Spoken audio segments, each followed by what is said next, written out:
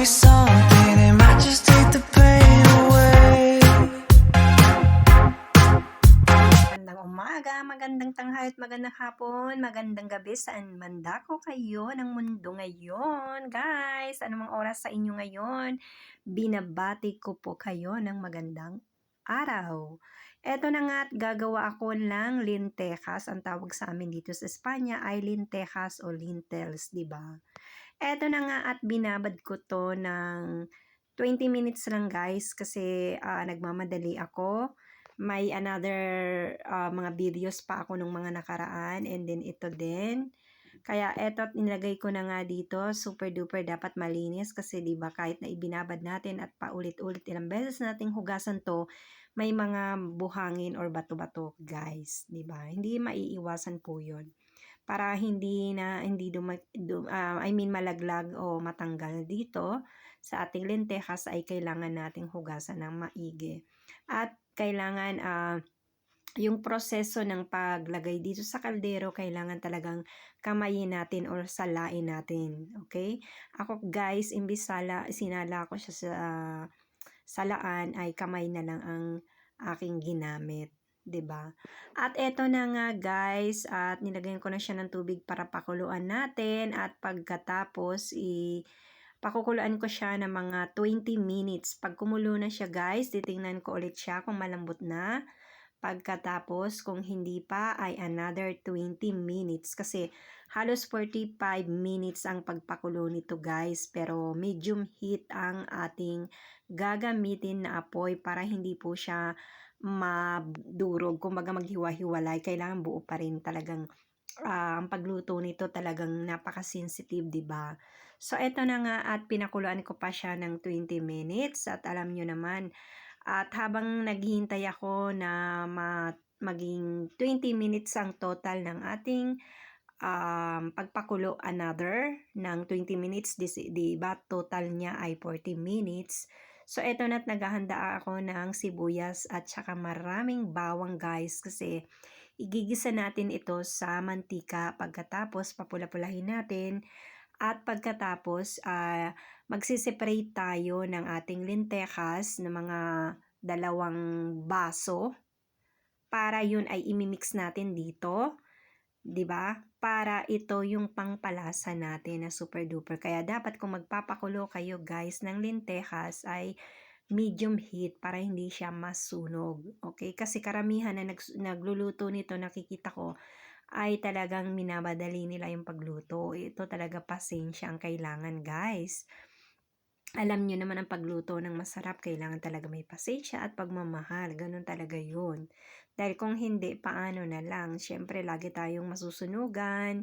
Importante yun sa ating pamilya or mga anak na hindi tayo nasusunugan para hindi maamargo ang kanilang araw or hindi sila mainis, hindi sila magkaroon ng bad mood sa araw na yun, nakakain sila, tapos ganun pa yung ating ipapakain sa ating mga anak, 'di ba? Mas maganda na yung tayong mga mami, kailangan talagang magsakripisyo at talagang pasensya ang kailangan natin dito sa pagluluto. Yun lang ang pwede kong mairekomenda sa inyo guys kasi ako talagang pinagtsatsagaan ko ang aking pagluluto para sa aking anak na makakain siya ng maayos dahil alam niyo naman natin, lalo na pag kumakain ng mga anak natin sa school, ay hindi nila a beses nagugustuhan yung pagkain. Lalo na itong anak ko napaka-sensitive dito sa lentejas kasi magmula nung baby siya hanggang ngayon na kumakain siya sa school, ay ayaw niya ang pagkain doon ng lentejas. Mas gusto niya yung niluluto ko guys kasi may lasa at napakasarap naman talaga. So ito na nga at dito sa kalderong to ay naglagay na ako ng mantika at pinainit ko na at nilagay ko na itong sibuyas. Sibuyas muna ang aking inuna guys. Depende sa gusto ninyong uunahin yung bawang or sibuyas. Okay? Inuna ko yung sibuyas muna guys kasi gusto ko munang mapula-pulang kaunti kasi nga yung ating bawang ay madaling masunog. So, ito ang ginawa ko ngayon. Depende sa gusto nyo. Minsan naman talaga, una bawang ang gusto kong unahin kasi para maamoy, mabango, 'di ba? So, ito na nga guys, at kung luto-luto na to, mga 2 minutes ang pagluto ko nito dahil kailangan mapula-pula, pagtiyatiyagaan natin talaga para masarap yung ating luto. Yun na nga sinasabi ko. At eto na nga guys, at mapula-pula na siya, okay na siya. At lalagyan na natin siya ng lentejas or lentils na ilalagay natin dito, na ito ang pampalasa sa kanyang sabaw. So ang gagawin natin is separate natin magse-separate tayo ng konti ng lentejas, mga 2 baso. Yung basong hindi masyadong super duper na malaki, okay? Kasi ito ay pangpalasa natin dito. Kumbaga isasabaw din natin siya. Tingnan nyo yung lentejas na ginawa ko, super duper ang ganda, 'di ba? Ang lambot. Yan guys, 'di ba? Kaya yan. So ito na nga at kumuha ako diyan guys ng 2 basong lentejas para ito ang gagamitin natin. Gagamitin ko dito ay mini pimer guys para super duper na madalian. Yun, kung may pang ano kayo, ano tawag yun? Pang shake, yung pang shake or pang smoothie, yung ganyan ginagamit, 'di ba? So pwede yung gamitin din yun. Kung wala kayong ganun, pagtiyagaan nyo yung durugin na lang siya ng kutsara, guys, kaya lang mahirap, 'di ba? Kaya ito na nga, tinimplahan na natin, nilagyan ko siya ng isang chicken cubes at saka isang kutsarang asin. Kasi guys, ito ay ano tawag doon, kailangan niyang maraming asin. Kasi kapag matabang siya, hindi siya masyadong masarap, 'di ba? So, ibig kong sabihin, dapat may lasa, may alat siya ng konti, guys, ang pagtimpla nito. At nilagyan ko na rin siya ng pamintang durog. At hinalo-halo na natin siya, guys, hanggang sa matunaw yung kanyang asin at saka yung aking chicken cubes na inilagay dito. So, pagkatapos nito, pag kumulo na siya ng konti, guys, na mainit na siya, ay saka ko siya papatayin. At doon ko na siya mini pimer doon para maging batido siya, maging shake siya. So, ganun, smoothie ang tawag natin dito. Kung ano pa man ang tawag ninyo, yun ang kailangan natin gawin. Ibabatidora ko siya dito, guys. So, ito, mixing handle ba ang tawag? Kung ano, marami din naman kasing tawag sa bawat bansa, 'di ba? So ito na nga, at dahan-dahan guys, na hindi kayo matalsikan kasi super duper init to. So ganyan, depende naman kung gusto niyo, hindi wala kayong time gawa nito ngayon, pwede niyo ilagay sa kaalan muna palamigin or sa refrigerator, depende. Pero mas maganda na yung madalian, ganito lang naman kadali, kat simple, pagkatapos sa kanyo itago. Kung ano na, kung wala kayong time, at least nagawa nyo na, 'di ba? At iinitin na lang kinaumagahan.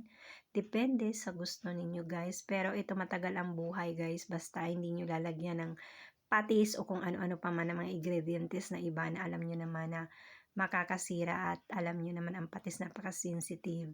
So, mas maganda nang wag kayong maglalagay. So, ito na nga, at hinalo ko na siya dito para pang sabaw, guys. At kung alam nyong masyadong malapot, lagyan ng kaunting tubig. Depende kasi ito, bababa pa rin ang kanyang liquid. So, or sabaw. Kaya kung depende sa inyo kung anong itsura or depende sa gusto ninyo kung talagang malapot or may sabaw. Pero mas maganda nang lagyan natin ng konting tubig para kasi pakukulan pa natin to, medium heat guys, huwag nyong pabayaan na masunog, okay? And then lagyan nyo siya ng pichay or kaya, depende sa vegetables na gusto nyo, broccoli, or kaya naman dahon ng sili, di ba sa atin sa Pilipinas, kagaya ng munggo. Yun, pwede po yun. At lagyan natin, and then pwede rin natin espinacas. Ang normally nilalagay ko dito guys ay espinacas or spinach. Pero kaya lang ay yung anak ko ngayon ay ayaw niyang palagyan. Kaya mas mabuti nang hindi ko siya lagyan. So ganito lang, lentejas lang, napakasarap na guys, super duper. At yan ang aming pagkain ngayon, 'di ba? Na napakasarap naman talaga. At ito na nga, at magpiprito din ako ng isda. Ito ang aming kombinasyon dito sa aming lentejas at syempre yung arroz. 'Di ba? Kaya naman super duper super super sarap ang aming pagkain for today's video at nilagyan ko na nga ng asin yung ating ah, hinihiwa-hiwa na isda na piprituhin ko guys. So ganyan, depende kung lagyan nyo ng paminta or bawang na durog, dried na ganun, at saka sibuyas. Pwede naman. Kaya lang syempre mas maganda ng ganyan lang para hindi sensitive yung ating pagpiprito kasi kung maraming mga ingredients na ilalagay natin, madaling masunog yung ating piprituhin na isda, alam niyo naman. Pero mas magandang ganyan na lang kasi may lasa naman yung ating lentejas na kakainin, 'di ba? Yung i-combination natin dito. So ito na nga guys at nagpiprito na ako ng isda na ito ay ano bang isda ito? Nakalimutan ko na, chicharo, parang ganun ang tawag sa amin dito. O kaya naman sa Pilipinas, Nordis, 'di ba ang tawag? Ganun. Sa amin, sa Bicol, ganun ang pangalan niya. So, pasensya na kayo guys, hindi ako masyadong maano sa pangalan ng mga isda. Yun lang ang pwede ko mai-recommend sa inyo. Chicharo ang tawag sa amin dito. At ito na nga, nung naluto na ay binalibaliktad ko na guys. At na super duper toasted na nga siya dyan. Hindi naman super super sunog. Toasted lang naman siya kasi crunchy siya, di ba? So ito na nga guys, grabe, super duper abang ako ay nagbo-voice over talaga. Namimiss ko yung pagkain na ganito na napakasarap, di ba? Kaya yan, so napaka-healthy ng pagkain na ganito, 'di ba? Kahit konting isang pirasong isdaan lang naman, pagkatapos iwain natin na maliliit at saka munggo, kung meron kayong munggo, lentejas o kung ano pa man ng mga beans na pwede niyong pakuluan, lagyan ng vegetables or kangkong. Guys, na napakasustansya ng pagkain ng mga ganito, 'di ba? So ito na nga ang aming pagkain ngayon. Kain po tayo dahil napakasarap naman talaga, super duper. Kaya yan guys. Syempre, pagpalain tayo ng mahal na Panginoong Hesukristo at lagi kong sinasabi na kapag lalabas tayo ng bahay, lagi tayo magdasal na ilayo tayo sa anumang kapahamakan, di ba?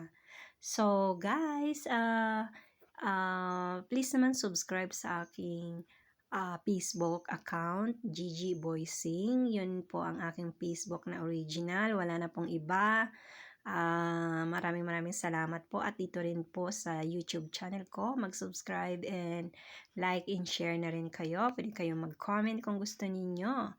At ring the bell para meron kayong notified na sa mga bago kong videos. Ano ba yan? Yung pagba-voice over ko. Naluloka ako guys. Ang hirap kaya mag-voice over. Kaya pasensya na kayo sa aking mga etching dito na lingwahe. A beses na lumalabas.